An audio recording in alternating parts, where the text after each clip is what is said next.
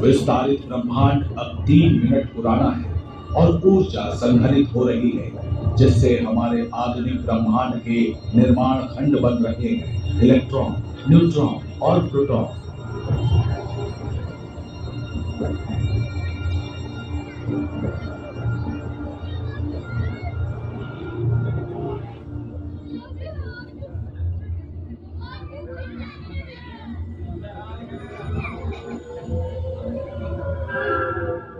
ब्रह्मांड अब 380,000 साल का हो गया है। इलेक्ट्रॉन कहे जाने वाले कण धीमे हो गए हैं और प्रोटॉन की ओर आकर्षित होने लगे हैं।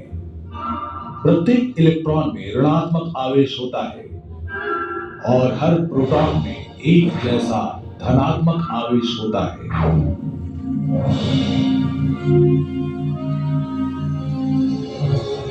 उनके विपरीत आवेश एक दूसरे को अच्छे से संतुलित करते हैं और वे ब्रह्मांड के इतिहास की सबसे महत्वपूर्ण जोड़ी बन जाते हैं। पहला परमाणु हाइड्रोजन।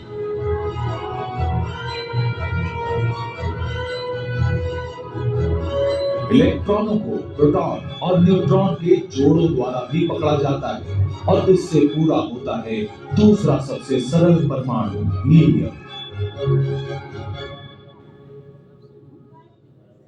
ब्रह्मांड अब 50 करोड़ साल पुराना है और गर्म ऊर्जा का समूह शांत होकर ठंडे काले बादल में बदल गया है। ब्रह्मांड में परमाणुओं, ज्यादातर हाइड्रोजन की एक धुंध भर गई है। कोई आकाशगंगा नहीं, कोई तारा नहीं, ग्रह नहीं, कुछ है तो बस अंतरिक्ष में तैरते परमाणु। और गुरुत्वाकर्षण के अदृश्य अपरिहार्य प्रभावों के कारण हमारी कहानी यहीं समाप्त हो जाएगी। गुरुत्वाकर्षण क्या है? गुरुत्वाकर्षण एक अदृश्य शक्ति है जो द्रव्यमान वाली किसी भी वस्तु को हर दिशा में खींचती है। परमाणु वास्तव में बहुत छोटे होते हैं, लेकिन प्रत्येक का द्रव्यमान बहुत कम होता है।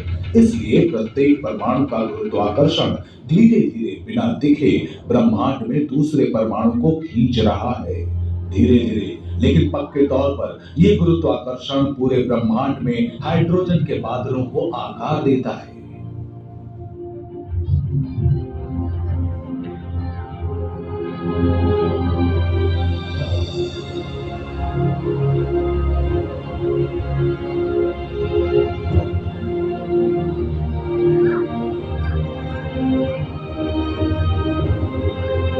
जैसे जैसे ज्यादा से ज्यादा परमाणु एक साथ एकत्रित होते हैं, वे विशाल घूमते बादलों, प्रथम प्रोटो गैलेक्सी में बन जाते हैं।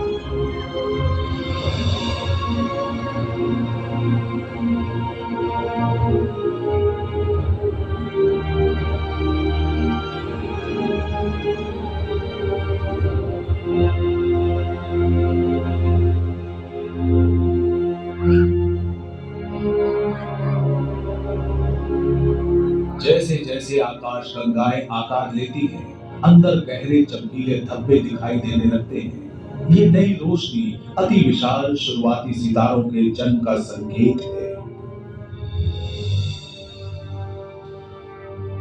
प्रत्येक तारा अपनी जिंदगी ठंडी घूमती हाइड्रोजन की एक विशाल गेंद के रूप में शुरू करता है। जैसे ही घूमते बादल का गुरुत्वाकर्षण चारों ओर की गैस को खींचता है, गेंद बढ़ने लगती है और बढ़ती जाती है। इस वृद्धि के साथ गुरुत्वाकर्षण भी बढ़ता है और उतना ही अधिक अपनी ओर खींचता है। कोर में परमाणु अधिक से अधिक दबते जाते हैं, जिससे उनका तापमान 1 करोड़ डिग्री सेल्सियस तक बढ़ जाता है। गर्मी और दबाव के कारण हाइड्रोजन परमाणु के नाभिक आपस में जुड़ते हैं और ऊर्जा छोड़ते हैं। जैसे ही ऊर्जा इसकी सतह से बाहर निकलती है, तारा चमकने लगता है।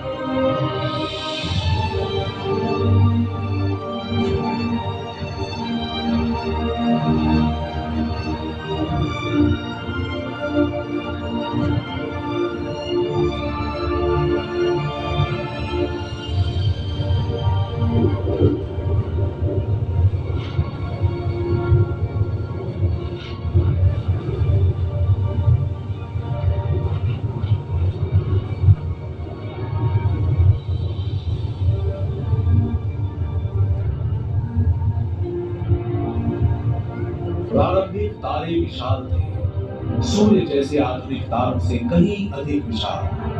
ये इतना विशाल है कि हमारे पूरे सौर मंडल को निगल सकता है। अगर तारे को आधा काटा जाए तो आप चमकते कोर के चारों ओर गर्म हाइड्रोजन प्लाज्मा की बाहरी परतों को घूमते हुए देखेंगे। कोर वो स्थान है जहां परमाणु संलयन प्रतिक्रिया द्वारा लगभग सारी गर्मी उत्पन्न की जाती है। परमाणु संलयन से तारा सिर्फ चमकता नहीं बल्कि उसके अंदर कुछ नया बनता भी है।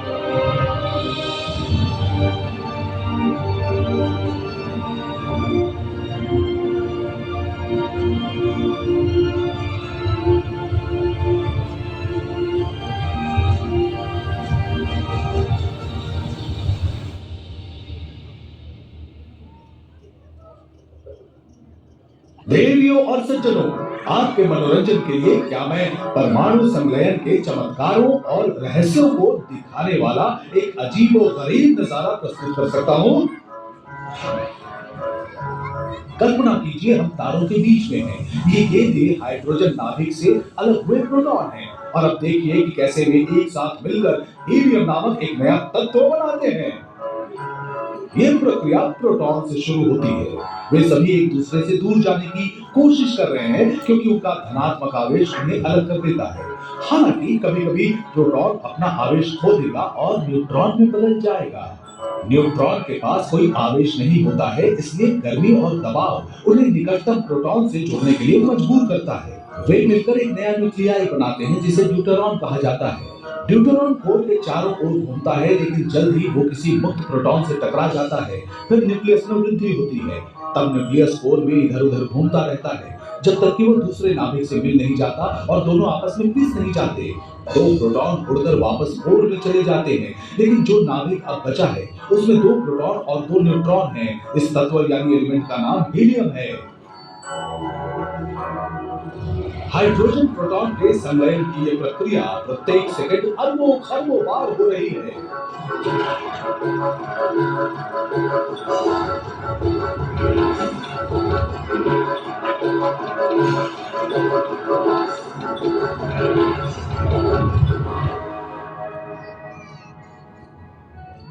धीरे-धीरे हीलियम कोर को भर देता है।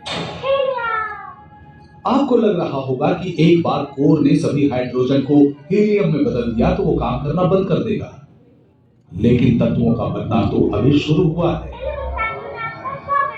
हाइड्रोजन के उपयोग के साथ साथ कोर सघन और गर्म होता जाता है और हीलियम नाभिक का दूसरे भारी तत्वों में संलयन हो पाता है और बेरिलियम बनता है। घनत्व और तापमान फिर से बढ़ता है और बेरिलियम हीलियम के साथ संलयन शुरू कर देता है। कार्बन बनता है। कार्बन के संलयन से कोर का तापमान पुनः बढ़ता है। इस दबाव में नए तत्व एक दूसरे के साथ और हाइड्रोजन के साथ संलयन करना शुरू कर देते हैं। आज हम जिन तत्वों को जानते हैं उनमें से कई तत्व तारे के मूल में बनते हैं।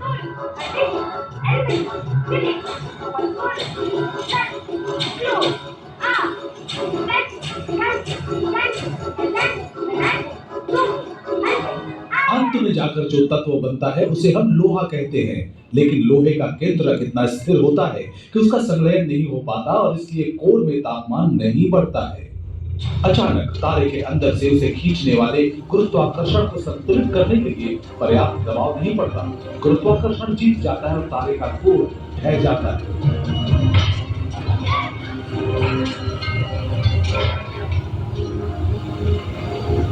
शक्तिशाली गुरुत्वाकर्षण हर परमाणु को इतनी ताकत से पटकता है कि तारा खुद ही बिखर कर एक सुपरनोवा बन जाता है।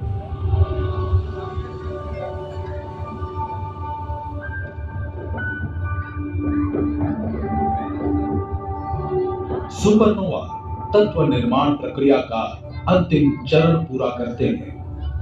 इन विशाल विस्फोटों के भीतर जिंक, प्लैटिनम और सोना जैसे भारी और दुर्लभ तत्व बनते हैं।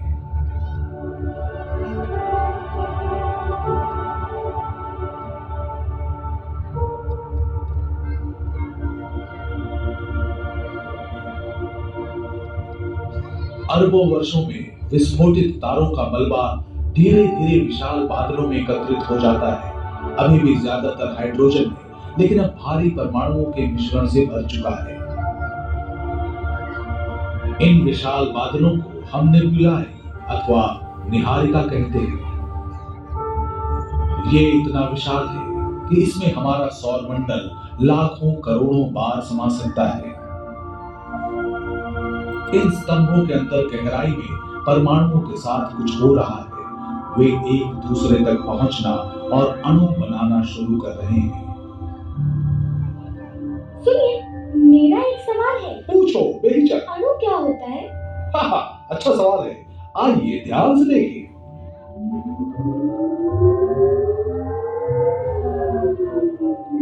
ये निहारिका में पाए जाने वाले कुछ मॉलिक्यूल्स यानी अणु हैं। अणु? अणु एक साथ जुड़े हुए परमाणुओं का एक समूह है, मानो एक दूसरे का हाथ पकड़ रखा हो। आपके शरीर में है ये अणु और इस निहारिका में पाया जाता है ये पानी है। पानी का अणु एक ऑक्सीजन परमाणु के दो हाइड्रोजन परमाणुओं से जुड़ने से बनता है। आपको तो पता होगा, इसका रासायनिक नाम H2O है। निहारिका में एक अन्य सामान्य अणु कार्बन डाइऑक्साइड CO2 है, जो एक कार्बन परमाणु और दो ऑक्सीजन परमाणुओं से बना होता है।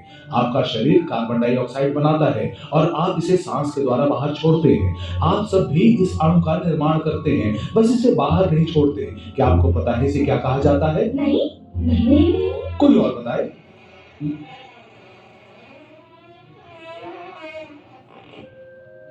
खैर, बहुत बहुत धन्यवाद, लेकिन मेरा मतलब था मीथेन। हाँ, आपने तो मीथेन बना दिया। ठीक है, अब सुनो आगे। जहां तक शरीर में परमाणुओं की बात होती है, कार्बन परमाणु सबसे महत्वपूर्ण होते हैं। कार्बन एक साथ चार अलग अलग परमाणुओं के साथ बन सकता है, जिससे सच में दिलचस्प अणुओं का निर्माण संभव हो जाता है। ऑक्सीजन, हाइड्रोजन और नाइट्रोजन जैसे परमाणुओं के साथ जुड़कर कार्बन आसानी से कुछ जाने पहचाने अणु बनाता है, जैसे कि चीनी का अणु। ये वसा यानी फैट में उपस्थित है और प्रोटीन अणुओं का एक जरूरी हिस्सा है। दुर्भाग्य से ये अणु काफी नाजुक होते हैं और अंतरिक्ष का विकिरण आसानी से उनके बंधन को तोड़ देता है। इसलिए हमें एक ऐसी बड़ी और सुरक्षित जगह चाहिए जहां ढेर सारे अणु एकत्रित किए जा सके, जैसे कि कोई ग्रह।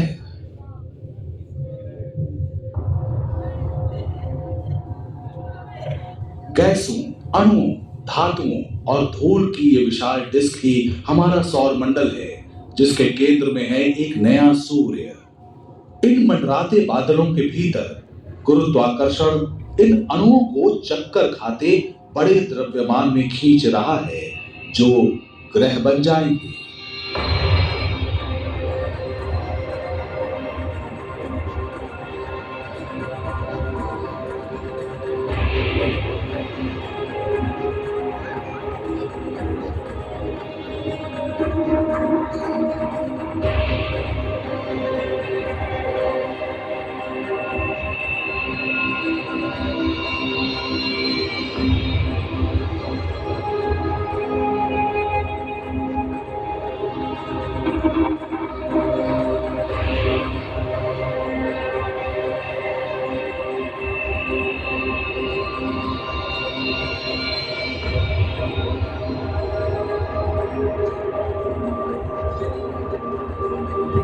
ये युवा ग्रह है हमारी पृथ्वी, जो अब 1 अरब वर्ष पुरानी है। 10 करोड़ सालों से भी ज्यादा समय से बची हुई धूल और जमी हुई गैसों के ब्लॉक इस ग्रह पर लगातार बमबारी कर रहे हैं। प्रत्येक आघात से सतह पिघलती है और वातावरण कार्बन डाइऑक्साइड, मीथेन और अमोनिया के अणुओं से भर जाता है। लेकिन अंततः प्रभाव कम होता है और सतह ठंडी होने लगती है। वायुमंडल में भाप तरल में बदल जाती है और बारिश होने लगती है। वर्षा हजारों हजारों वर्षों तक होती है। पूरी धरती में पानी भर जाता है।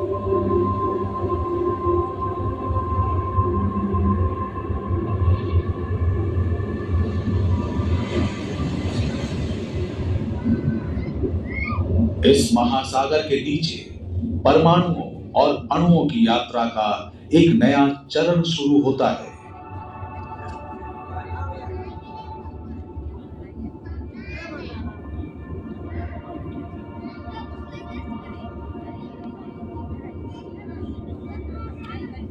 पृथ्वी के सतह की पिघली हुई चट्टान से गर्म हुआ पानी इनमें बने छिद्रों के माध्यम से फूटता है और जिसमें अणु घुल जाते हैं। जैसे ही ये समुद्र के ठंडे पानी से मिलता है, ये खनिज मीनारों के रूप में जमा हो जाते हैं। जैसे ही आणविक मिश्रण खनिज समृद्ध कक्षों से गुजरता है, वो अणु बनाना शुरू करता है, जिन्हें हम जीवन के निर्माण खंड कहते हैं। शायद ये इस तरह की एक दरार के अंदर था। सैकड़ों लाखों वर्षों की आकस्मिक अंतःक्रिया के बाद अणुओं ने कोशिकाओं के आकार में पहला जीवन बनाया।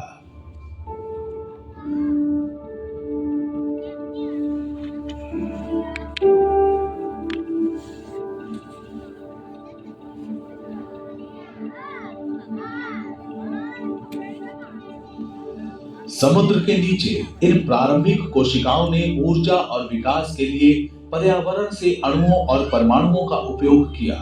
जल्द ही उन्होंने स्वयं की प्रतियां बनानी शुरू कर दी।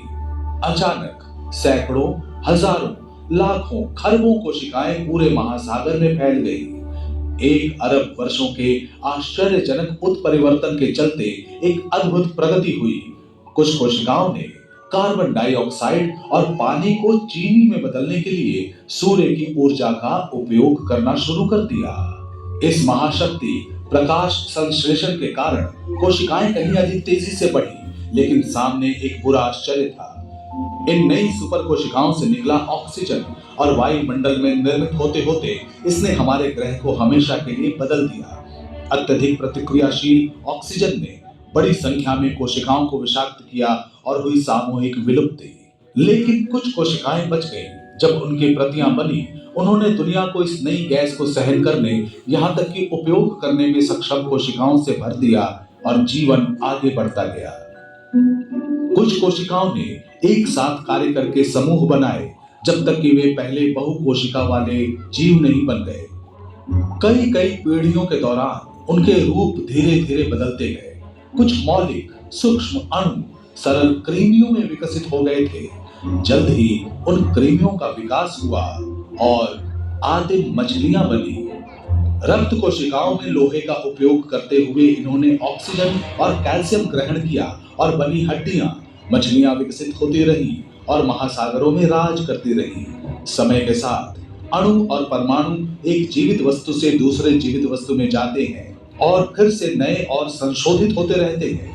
पानी के ऊपर, जमीन पर पौधों और विशाल कीड़ों ने कब्जा कर लिया। जल्द ही उनके पीछे मछलियां आ गईं, जो समुद्र से बाहर रेंगने और ऑक्सीजन युक्त हवा में सांस लेने की क्षमता से भरपूर थी। सांस में ऑक्सीजन लेने वाले जीव सरीसृप बने, जो डायनासोर कहलाए। 10 करोड़ से भी ज्यादा सालों तक डायनासोर ने धरती पर राज किया। ये अणुओं के महाराजा थे। और फिर एक विशाल धक्के ने पर्यावरण को इतनी तेजी से बदला कि जीवन के कई रूप जीवित न रह पाए। डायनासोर का युग समाप्त हो गया, लेकिन कुछ प्रजातियां जीवित रही। डायनासोर के खत्म होने के बाद परमाणुओं के बेहतर संयोजक स्तनधारी उनकी जगह लेने के लिए आ गए। प्रकृति के नियमों के अनुकूल बनते हुए उन्होंने नई जीवन शैली अपनाई। जैसे जैसे प्रजातियां खत्म हुई और नई प्रजातियां पनपी, इस वंश वृक्ष ने पीढ़ियों का रूप निर्धारित किया।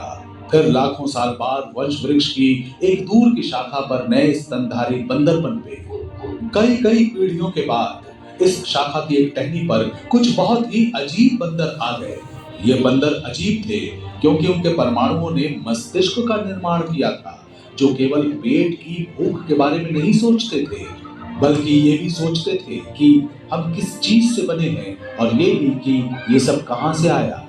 वे तब से जवाब की तलाश में हैं। हमने पाया है कि हम परमाणुओं से बने हैं और ये परमाणु उतने ही पुराने हैं जितनी इस ब्रह्मांड की यात्रा।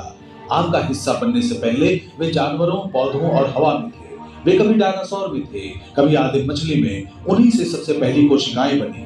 कोशिकाएं उन अणुओं से बनती हैं जिनमें परमाणु होते हैं, जो सबसे पहले धूमकेतु और क्षुद्र ग्रहों के रूप में पृथ्वी पर आए थे। जटिल परमाणुओं से भरे विशाल निहारिकाओं के बादलों के भीतर जन्मे, विस्फोट होते तारों से निकले वे परमाणु जो तारों के केंद्र में गुरुत्वाकर्षण द्वारा जुड़े हुए थे। तारे जो हाइड्रोजन के विशाल बादलों से बने थे, वही हाइड्रोजन जो प्रोटॉन और इलेक्ट्रॉन के बीच की पहली कड़ी थी। लेकिन कहानी तब शुरू हुई थी जब ब्रह्मांड की एक छोटी सी बिंदु से विस्तार हुआ और ऊर्जा मिलकर पदार्थ का निर्माण करने लगी।